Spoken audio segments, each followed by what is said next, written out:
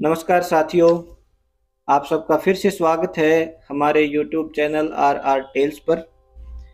इस कहानी यात्रा में आज हम जो कहानी सुनने जा रहे हैं उसका नाम है सेठ और जंगी भूत। नदी किनारे एक गांव था। गांव में सुहावने वृक्ष थे, आसपास खेती बाड़ी थी, भले आदमियों की बस्ती थी। गांव के बीचों बीच मौके की जगह पर एक बड़े घर का खंडहर था जो कि वर्षों से वीरान पड़ा था। कई मुसाफिर आते, नए बसने वाले आते, किंतु खंडहर में कोई भी रहने का साहस नहीं करता था, क्योंकि बस्ती वालों को भली भांति मालूम था कि उस खंडहर में एक भूत रहता है जो लोगों को खा जाता है। यही कारण था कि रात बीते उस तरफ कोई जाना तो दूर, देखना भी पसंद नहीं करता था। कोई भी आदमी उस घर को मुफ्त में भी लेने को तैयार नहीं था। ऐसे में ऐसा कौन पागल होगा जो जलते हुए घर को भाड़े पर लेने के लिए तैयार होगा। दिन में दो चार पशु वहां बैठे रहते, पर रात होने के पहले ही लोग अपने अपने पशुओं को उस खंडहर से पत्थर फेंक कर निकाल कर ले जाते। खंडहर की हद में भी पैर रखने की किसी की हिम्मत नहीं होती थी।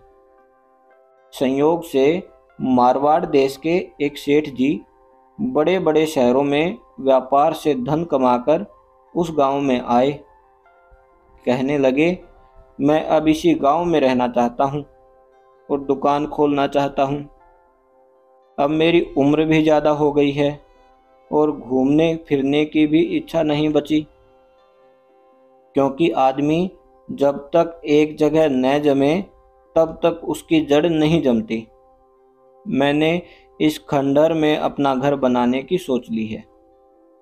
यदि आप लोग सहायता करके मेरा मकान बनवा दें तो मैं यहाँ एक अच्छी दुकान खोल लूँगा। मेरा घर बन जाएगा और आप लोगों का भी काम निकलने लगेगा। लोगों ने उन्हें उनके भले के लिए बहुत कुछ समझाया, बीती कहानियाँ सुनाई, मरने वालों की गिनती बताई, किंतु उसने किसी की भी नहीं मानी। कहने लगा, भाइयों, मरूंगा तो मैं और जीऊंगा तो मैं, मेरी मर्जी। आप सब लोग क्यों परेशान होते हो?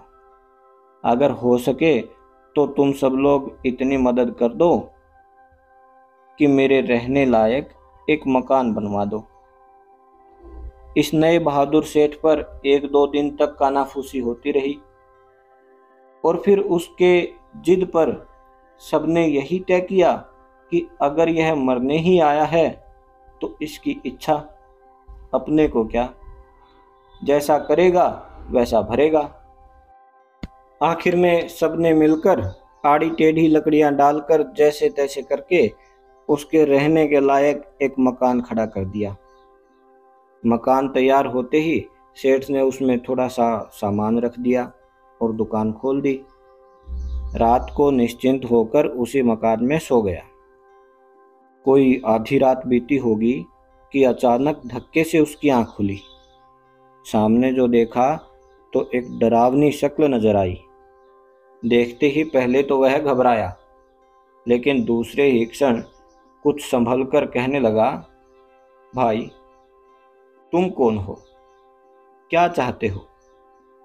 प्रश्न सुनते ही साया गरज कर बोला, मैं भूत हूँ, जंगी भूत, अपना हक लेने आया हूँ।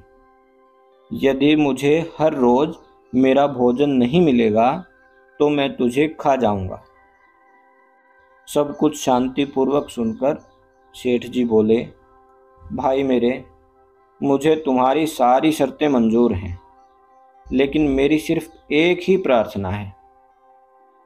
वह यह है कि यदि तुम सचमुच के ही भूत हो तो भगवान के दरबार में तो तुम जरूर जाते होगे, तो कृपा करके मुझे सिर्फ इतना बता दो कि भगवान के कागजों में मेरी उम्र कितनी दर्ज है। मुझे तुम पर विश्वास हो जाएगा और तुम्हारी सारी शर्तें मानने में मुझे कोई हिचकिचाहट नहीं होगी। सेठ की बात सुनकर भूत चला गया। दूसरे दिन निश्चित समय पर आकर बोला, देखो सेठ जी, मैंने भगवान के घर जाकर पता लगा लिया है। उनके खाते में तुम्हारी उम्र पूरी पूरी 80 वर्ष लिखी है। अब तुम्हें तुम्हारा जवाब मिल गया है, इसलिए मेरा हक मुझे दे दो। सेठ बहुत चतुर था। भूत की बात खत्म होते ही बोला, भाई यह तो बहुत बुरा हुआ। 80 में तो सदा मेरी सांस फंसी रहेगी, मैंने तो यही सुन रखा है।